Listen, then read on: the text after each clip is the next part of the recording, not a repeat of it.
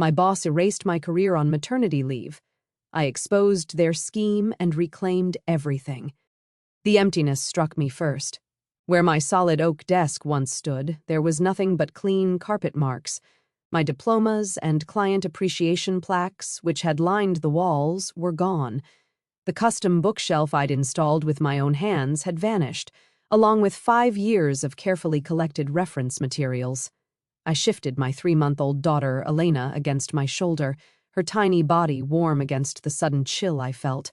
There, in the trash can by what used to be my doorway, lay my nameplate. Paige Lambert, senior investment advisor, peeked out from beneath crumpled sandwich wrappers and empty coffee cups. My daughter made a small noise, and I adjusted her blanket. 12 weeks. I'd been gone just 12 weeks to bring her into the world. "Paige, welcome back!" Dean's voice boomed behind me with manufactured enthusiasm. He stood with Lynette from HR hovering beside him, both wearing expressions that didn't match their tones. "You're looking well." "My office is gone," I said, my voice steadier than I felt. "Where are my things?" Dean cleared his throat. "Yes, well, we've had some structural modifications while you've been away. The board voted on departmental changes last month." Lynette stepped forward, clipboard clutched against her chest. "We've had to make some adjustments to team compositions. Your responsibilities have been redistributed among the team for efficiency purposes."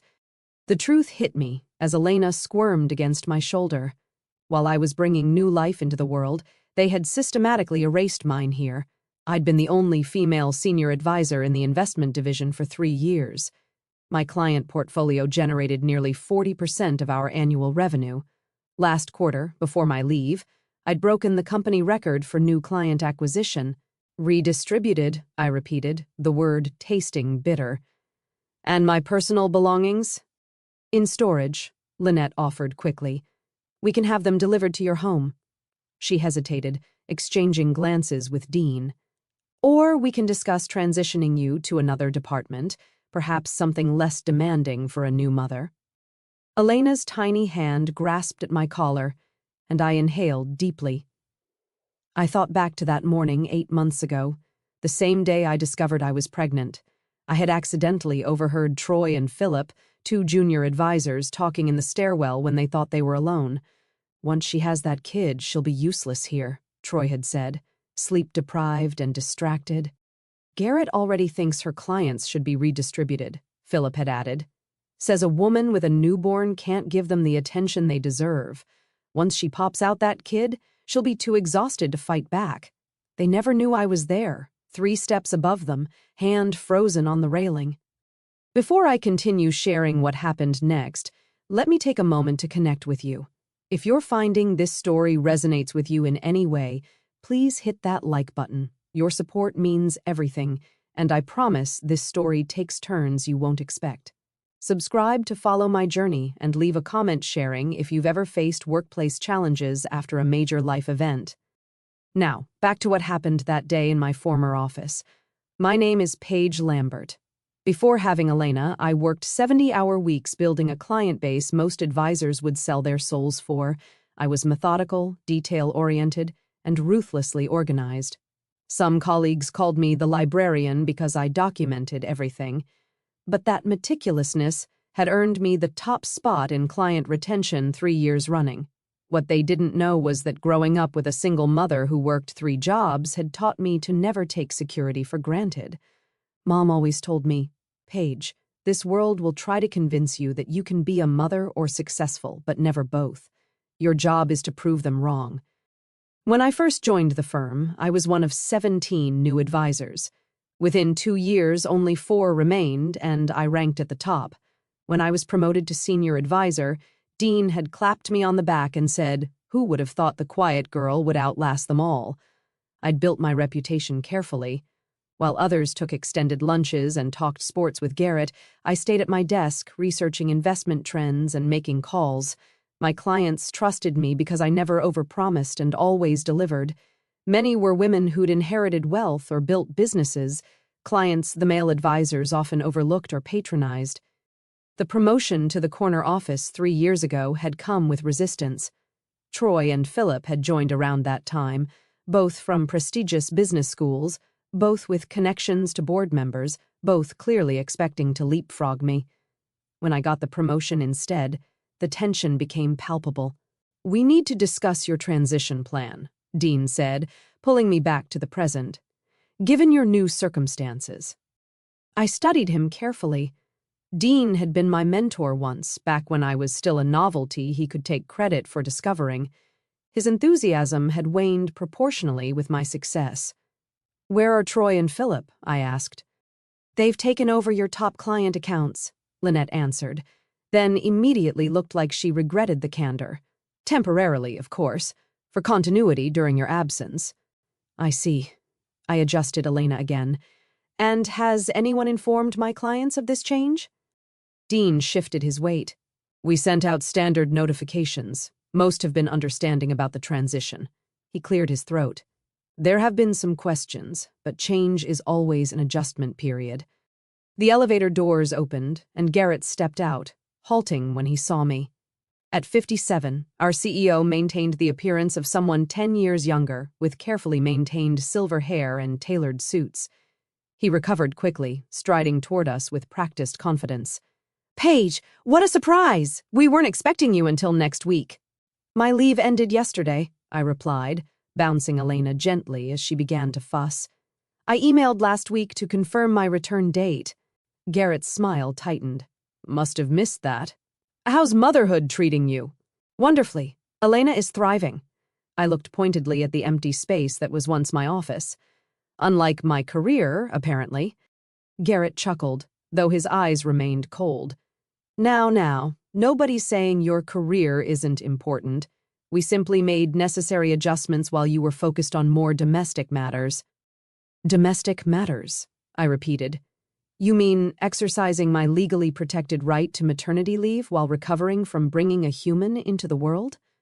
Lynette stepped forward, clearly sensing danger. "Perhaps we should continue this discussion in the conference room. Paige, would you like some tea or water?"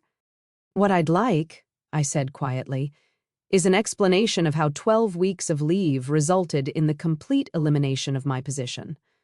The three exchanged glances, a silent conversation passing between them. Finally, Garrett sighed. "Look, Paige, business doesn't stop for personal milestones. The market shifted. Client needs evolved. Troy and Philip showed initiative by stepping up to cover your absence, and they formed strong relationships with your clients. The board," I interrupted. "When did the board meet to discuss restructuring my department?" 6 weeks ago," Dean answered. "It was an emergency session 6 weeks after I'd given birth, when I was still healing, barely sleeping, learning to breastfeed, when they thought I was too overwhelmed to notice or respond." "I see," I said, my voice controlled despite the anger building inside me. "And was anyone going to inform me before I showed up today?"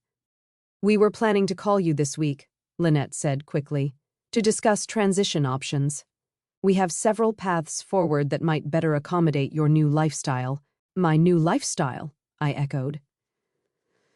"You mean being a mother?" "Being a parent changes priorities," Garrett said with false sympathy. "We understand that the demands of this position, the travel, the evening client meetings, the constant availability, those don't align well with having an infant at home." Elena began to cry in earnest now, as if sensing the tension crackling in the air. I soothed her automatically, my mind racing through implications and options. "The law prohibits discrimination against new mothers," I said finally. Garrett's smile turned cold. "Nobody's discriminating, Paige. This is a business decision based on client needs and company direction. We're offering you alternative positions within the organization, aren't we?" "That's hardly discrimination." I looked at the three of them. Garrett with his calculated charm, Dean avoiding my eyes, Lynette nervously tapping her pen against her clipboard, and understood with perfect clarity what had happened. They had planned this from the moment I announced my pregnancy. They had waited until I was at my most vulnerable, sleep-deprived and adjusting to motherhood, to dismantle everything I'd built. They expected tears, perhaps a resignation letter. Maybe they thought I'd gratefully accept some diminished role with flexible hours and half the pay. What they didn't know was that I hadn't just been preparing for motherhood during those 9 months. "I need to feed my daughter," I said finally.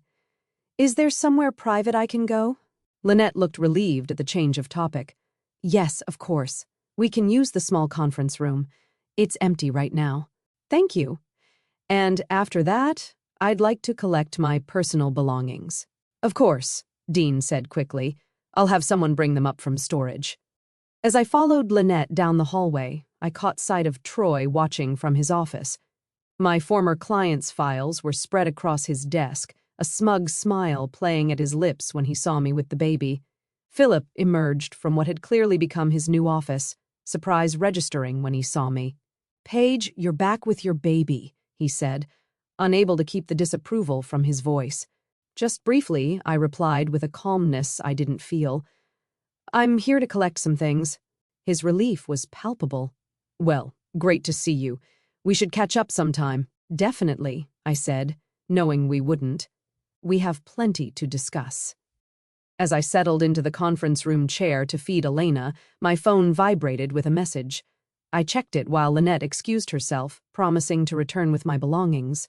The message was from my former assistant, Meredith. "They're all in the executive meeting. Operation Sunrise is ready when you are." I smiled down at my daughter as she nursed. "They think Mommy's been changing diapers and watching baby shows for 12 weeks, I whispered to her. "They have no idea what's coming." I closed my eyes, remembering the day I discovered I was pregnant. After overhearing Troy and Philip in the stairwell, I hadn't confronted them. Instead, I'd gone back to my office, closed the door, and made 3 phone calls. The first was to my college roommate, ISA, now a labor attorney specializing in pregnancy discrimination. The second was to my client, Valerie, who owned the building across the street. The third was to Meredith, the assistant I shared with 2 other advisors. "I need every email, every memo, every performance review from the last 3 years," I'd told Meredith. "And I need you to document everything that happens while I'm gone." Now, 8 months later, with Elena peacefully nursing, I scrolled through my messages. Meredith had been meticulous, sending daily updates disguised as baby advice emails. Every decision made about my clients, every meeting where my name was mentioned, every comment about my maternity leave, all documented with dates and participants. A knock at the door interrupted my thoughts. Lynette entered with a cardboard box. "Here are your personal items," she said, placing it on the table. "Is there anything else you need?" I glanced at the box. It contained my framed degree, a plant that had somehow survived, and a few desk trinkets. None of my files. None of my research notebooks, my client files, my research journals, the contact lists I maintained. I asked. Lynette shifted uncomfortably. "Those are company property, Paige. All client information belongs to the firm." "I understand. And my personal notes, the investment strategy templates I developed? I'll have to check on those," she said, not meeting my eyes. I nodded, knowing exactly where they were.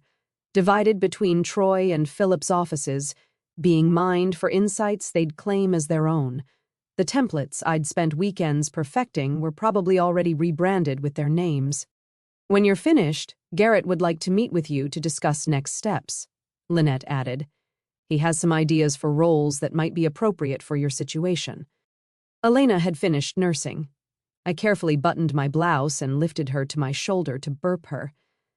"I appreciate that," I said. "Would you mind holding her for a moment? I need to get something from my bag." Lynette looked panicked at the suggestion, but social conditioning won out over her discomfort. She awkwardly accepted Elena, holding her as though she might shatter. "Support her head," I instructed, hiding my amusement as I reached for my bag. I retrieved my phone and snapped a photo of the box containing my belongings. Evidence, I thought silently. Then, I pulled out a thick manila envelope. "What's that?" Lynette asked, relief washing over her face as I took Elena back. "Just some paperwork I need to review with Garrett," I said. "Shall we?" We walked to Garrett's corner office, the one I'd been on track to earn before my pregnancy. Through the glass walls, I could see Troy and Philip already seated at the small conference table inside, looking smug and proprietary. Garrett stood as we entered, gesturing to a chair. "Paige, thank you for joining us. Troy and Philip are here to help smooth the transition." "How considerate," I said, settling into the chair with Elena against my chest. Troy winced slightly at the sight of my baby. "Maybe we should have this conversation when you can focus fully without distractions." "Elena isn't a distraction," I replied calmly, "and I'm quite capable of multitasking. I did manage a 40-client portfolio while growing a human, after all." Philip forced a laugh. "Always the overachiever, Paige. But seriously, parenthood changes priorities. We've had to step up in your absence, and the clients have responded positively to the continuity we provide." "Continuity," I repeated. Interesting choice of word for taking over my client relationships while I was on protected leave. Garrett cleared his throat. "No one's taking over anything permanently. We're discussing redistribution of responsibilities to better serve the clients and accommodate your new circumstances." "My circumstances," I said, stroking Elena's head. "You keep using euphemisms. Let's be direct. You think I can't perform my job at the same level because I'm a mother now." "It's not personal, Paige," Troy interjected. "It's business. Clients need advisors who are available nights, weekends, whenever markets shift. With a baby—" "Did any of you actually ask my clients what they wanted?" I interrupted. "Or did you just assume they'd prefer male advisors without family obligations?" Uncomfortable glances were exchanged. Garrett leaned forward, steepling his fingers. "Paige, we have a compromise to offer. We've created a new position, parent-friendly client relations coordinator. Reduced hours, minimal travel, focus on maintaining existing relationships rather than building new ones. It's perfect for someone in your position." "And the compensation?" I asked. Troy studied his hands. Philip suddenly found the view fascinating. Garrett cleared his throat again. "There would be an adjustment, naturally, given the reduced hours and responsibilities. Base salary with minimal commission structure, but excellent benefits. Full health care for you and your daughter." I nodded slowly, bouncing Elena gently as she began to fuss. "So, to clarify, you've eliminated my position, redistributed my clients, and now offer me a role with less responsibility, reduced hours I didn't request, and significantly lower compensation." "It's a generous accommodation," Garrett insisted. "Many companies wouldn't even go this far. Many companies follow federal law protecting new mothers from exactly this type of discrimination," I countered. Garrett's expression hardened. "No one's discriminating against you, Paige. Business needs changed. We're making you an offer that balances company requirements with your new reality as a mother." I studied each face around the table. Garrett, confident in his power and certain of my limited options, Troy and Philip barely containing their triumph, Lynette, uncomfortable but unwilling to challenge the status quo. "I'd like to review the specifics of this new position," I said finally. "Do you have a formal offer letter?" Relief washed over their faces. Garrett nodded to Lynette, who produced a folder. "All the details are here," she said, sliding it across the table. "Take your time reviewing it." I opened the folder with one hand, scanning the document inside while continuing to soothe Elena. The compensation was worse than I'd anticipated, a 60% reduction from my previous salary with minimal benefits and a probationary period as though I were a new hire. "I see," I said, closing the folder. "And what happens if I decline this generous offer?" The temperature in the room seemed to drop several degrees. "Then we would process your separation from the company," Garrett said carefully. "Standard severance, of course, which would be 2 weeks as per company policy for voluntary separations." I nodded, letting silence fill the room until it became uncomfortable. Then I reached for the manila envelope I'd brought. "Before I respond to your offer, I'd like to share some information with you." I slid out several documents, passing copies to each person. These are transcripts from recorded conversations between various members of management discussing my role and maternity leave. Troy's face paled as he scanned the first page. Philip swallowed hard. Garrett's expression remained neutral, but his knuckles whitened as he gripped the papers. "Where did you get these?" Garrett demanded. "Do you recognize your voice on page 3, discussing how to ease the mommy out without triggering a lawsuit? I asked instead of answering. Or Troy, your comments on page 5 about how pregnancy is the perfect opportunity to redistribute my client base? Lynette was scanning the documents with increasing alarm. This doesn't look good. It gets worse, I said, pulling out another set of papers. These are statements from 15 of my clients documenting how they were told I had chosen to step back from my career to focus on family and that I recommended Troy or Philip as their new advisors. Interesting, since I was never consulted about any client reassignments. This is absurd, Garrett blustered, but his confidence was cracking. Those clients are company assets. We have every right to reassign them as needed for business purposes. True, I agreed. But fraudulently representing my intentions to those clients is another matter entirely, as is the systematic dismantling of a female employee's career during protected maternity leave. Elena began to cry in earnest. I stood, pacing gently while patting her back. The men looked increasingly uncomfortable with the crying baby, which suited me perfectly. What exactly are you implying? Garrett demanded. I'm not implying anything. I'm stating facts. You orchestrated the elimination of my position while I was on protected leave. You made deliberate misrepresentations to my clients. You're now offering me a position with substantially reduced compensation and responsibility as your only option. I paused, letting Elena's cries fill the silence. Classic pregnancy discrimination, textbook retaliation, with a dash of fraud thrown in. You're threatening us, Philip said, his voice tight.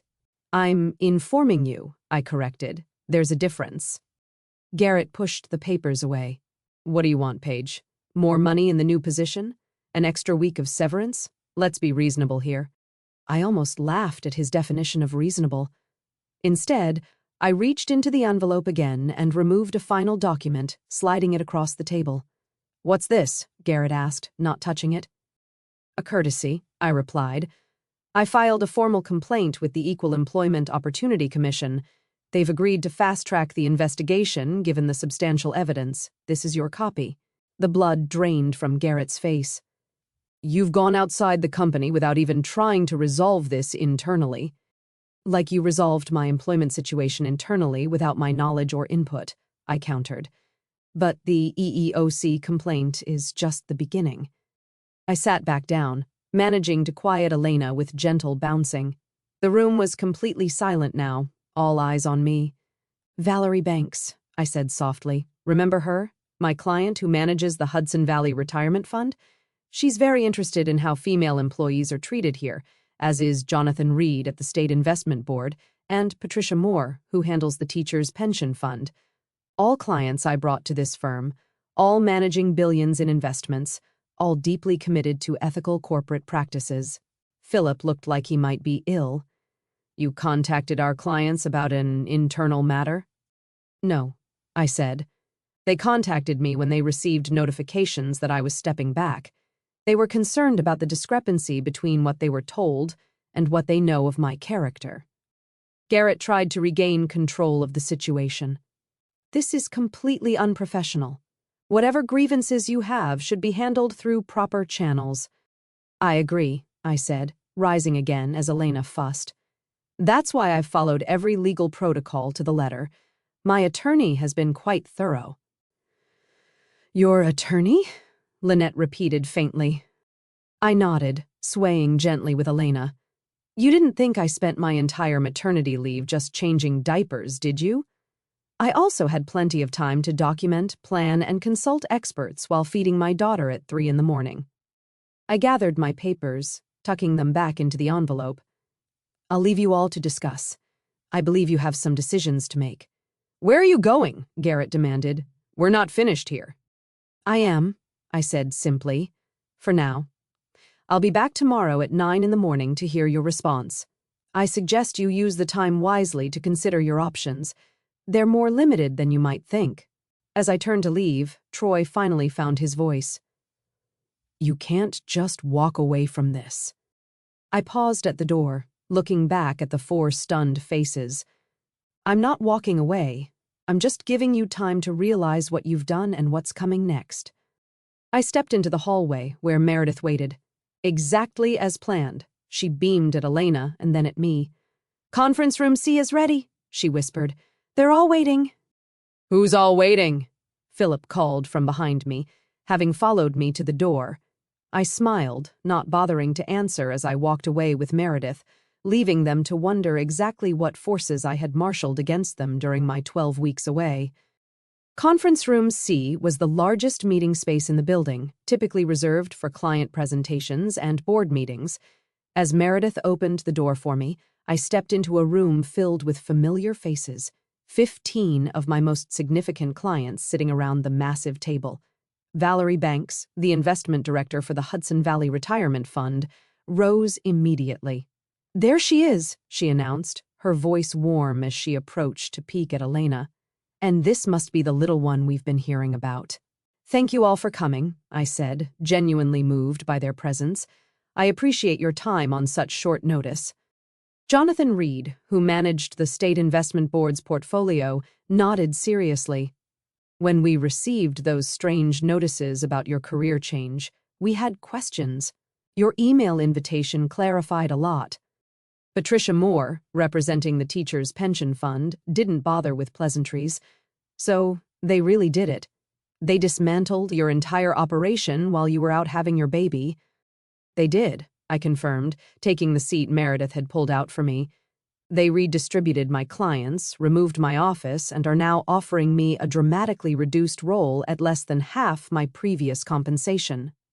Murmurs of disapproval spread around the table. These weren't just clients. Many had become friends over years of working together. They trusted me with billions in investments, retirement funds that affected thousands of people's lives. "I wanted to meet with you directly," I continued, "because you deserve to know what's happening. The firm has told you I chose to step back from my career. That was never true." "We figured as much," said Gregory, who managed investments for a hospital network. "You've never done anything halfway in the 5 years I've known you." I shifted Elena to my other arm, and Patricia immediately offered to hold her. I handed my daughter over, watching as this formidable woman who controlled billions in assets melted into baby talk. "While I was pregnant," I explained, "I discovered plans to push me out during my leave. Instead of confronting them immediately, I made preparations." I nodded to Meredith, who distributed folders to everyone present. These packets contained 3 things: documentation of what's happened, a summary of the legal actions I'm pursuing, and, most importantly, an invitation. The room grew quiet as they opened their folders. "Lambert Advisors," Jonathan read aloud from the elegant prospectus inside. "You're starting your own firm?" "Yes," I said simply. "Across the street, in fact. Valerie owns the building and has offered favorable lease terms for the entire 16th floor. Valerie smiled, still focused on reviewing the documents. "The views are better than from this building anyway." "This is more than just a new business announcement," I continued. "It's an opportunity for each of you to decide where you want your investments managed. My departure from this firm will be finalized this week, one way or another. You're under no obligation to follow me. Your contracts are with the firm, not with me personally." Gregory leaned forward. "Unless we execute these transfer request forms included in your packet." "Precisely," I nodded. "Those forms legally authorize the transfer of your accounts to Lambert Advisors, effective immediately upon submission." "And you already have all regulatory approvals?" Patricia asked, professional even while making faces at my daughter. "Everything was finalized last week," I confirmed. "My registration as an independent advisor was approved. Compliance requirements met. Office space secured. My team is ready to ensure a seamless transition." "Your team?" Jonathan raised an eyebrow. The door opened again, and Meredith ushered in 5 people, my carefully selected team recruited over the past 3 months. Meet the founding members of Lambert Advisors: J.O. from Quantitative Analysis, Darren from Client Services, Nina from Compliance, James from Operations, and, of course, Meredith, who will be our office manager. Recognition dawned on several faces. All had worked at my current firm until recently. All had resigned in the past week. "You've been planning this for some time," Valerie observed, impressed. "Since the day I found out I was pregnant and overheard my colleagues plotting to use my maternity leave against me," I acknowledged. "But what began as a contingency plan became necessary when I returned to find my position eliminated." I circulated the room, speaking individually with each client, while Elena was happily passed between several who were also parents. These weren't just business relationships. These were people who'd trusted me through market volatility, who'd celebrated my pregnancy with genuine joy. After 30 minutes of conversation, Jonathan stood, holding up his signed transfer form. "I've seen enough. My board has authorized me to maintain our relationship with Paige, regardless of where she works. We're transferring our accounts." One by one, each client followed suit. 15 transfer forms, representing over $3.8 billion in assets, were collected by Meredith and placed in a leather portfolio. "You understand this represents over 60% of your former firm's managed assets?" Gregory pointed out. "This will devastate them." "I understand completely," I replied.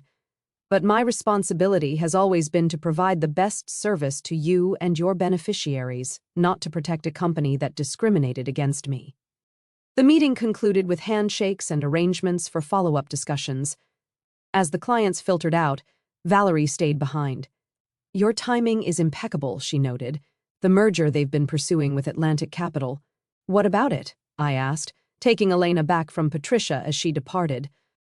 "I sit on Atlantic's board," Valerie said with a slight smile.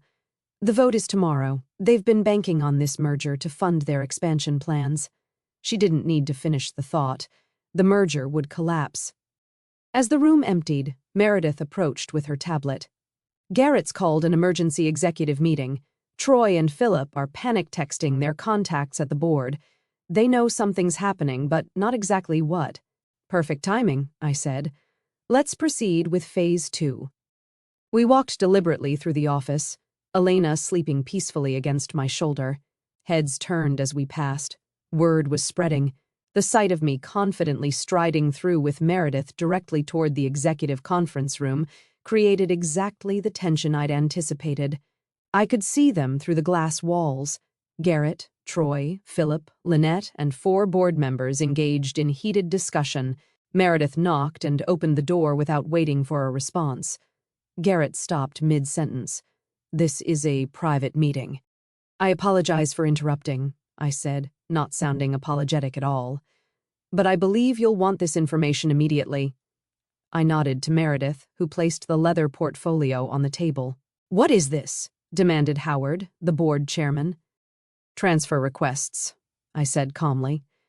15 of your largest clients, representing approximately $3.8 billion in managed assets, are moving their accounts, effective immediately. The room erupted in chaos. Troy grabbed the portfolio, flipping frantically through the forms. Philip went pale. Garrett slammed his hand on the table. "This is corporate sabotage," he shouted. "This is client choice," I corrected. Each has independently decided where they want their investments managed. I simply provided them with the information and documentation they needed to make that choice. "You solicited our clients," Philip accused. "That violates your employment agreement." "I've reviewed Miss Lambert's agreement thoroughly," came a voice from the doorway. Issa, my attorney and former roommate, stepped into the room. "She's violated no contractual obligations. Clients have the right to know when their advisor has been removed from their accounts under false pretenses." Howard turned to Garrett. "What is she talking about? What false pretenses?" "They told my clients I had chosen to step back from my career to focus on motherhood," I explained. "That was never true.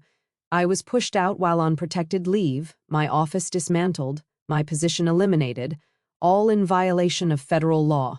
Howard's expression darkened as he turned to Garrett. "Is this accurate?" Garrett attempted damage control. "This is a gross mischaracterization of standard business restructuring." "We have recorded conversations," I interrupted. "Emails, witness statements, and now 15 major clients who can testify to what they were told about my departure." The board members exchanged alarmed glances. One of them, Barbara, whom I'd always respected, turned to me. "Where are these clients going exactly?" "To Lambert Advisors," I replied. "My new firm, which opens officially tomorrow across the street." Troy looked like he might lunge across the table. "You planned this all along?" "No," I said, my voice steady. "You planned to eliminate me all along. I simply prepared for that possibility. There's a difference." Howard held up his hand to silence Garrett, who was still protesting. "Miss Lambert, what exactly do you want?" "Nothing from this company," I answered honestly. "My clients have made their decisions, my team is in place, my business is ready. I'm here as a professional courtesy to inform you directly of the significant asset transfer that's about to impact your books." "And the legal complaints?" Lynette asked quietly.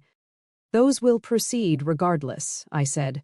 "Pregnancy discrimination and retaliation are serious violations that affect more women than just me. Those cases need to be pursued to their conclusion." Elena stirred against my shoulder, making tiny noises that signaled she would wake soon. I bounced gently, soothing her back to sleep. "I should go," I said. "My daughter needs to be fed, and I have a business to run." I turned to leave, but paused at the door. "Oh, and you should know, Atlantic Capital's board votes on your merger tomorrow. Valerie sends her regards." The blood drained from Garrett's face. "Valerie Banks is one of the clients leaving. She's also on Atlantic's board." "I confirmed," I said. "Interesting coincidence." I left them in stunned silence, walking out with Issa and Meredith flanking me as the elevator doors closed behind us. Issa finally allowed herself to smile. "That was the most professionally delivered destruction I've ever witnessed." "It's not destruction," I corrected her. "It's consequences." The next morning, I stood in my new office across the street, watching through floor-to-ceiling windows as chaos unfolded in my former workplace. Elena was happily cooing in the bassinet I'd placed near my desk. The office nursery was still being finished. Meredith entered with a tablet displaying news headlines. "Atlantic Capital withdraws from merger talks and mass client Exodus Rocks investment firm." "The board called an emergency session," she reported. "Garrett, Troy, and Philip have been placed on administrative leave pending investigation." I nodded, feeling not triumph, but vindication. "And our clients?" "All transitions proceeding smoothly. The team's handling everything beautifully." I lifted Elena from her bassinet, holding her up to see the view of the city. "See that, little one? That's what happens when people underestimate a mother." The phone rang. Another client calling to inquire about transferring their account. As I prepared to take the call, I caught sight of Garrett exiting the building across the street, cardboard box in hand, security escort beside him. I hadn't just returned from maternity leave with unexpected papers. I'd returned with a complete solution: my own company, my loyal clients, my dedicated team. They thought 12 weeks of maternity leave had made me vulnerable. Instead, it had given me time to build something better. "Lambert Advisors," I answered the phone, watching as Garrett looked up toward my window. Our eyes met briefly across the street. I smiled and turned away. "How may I help secure your financial future today?" If you've ever faced workplace discrimination or been underestimated because of your personal choices, I hope this story reminds you of your power to rewrite the rules. Sometimes the best revenge isn't just proving them wrong, it's building something better right next door.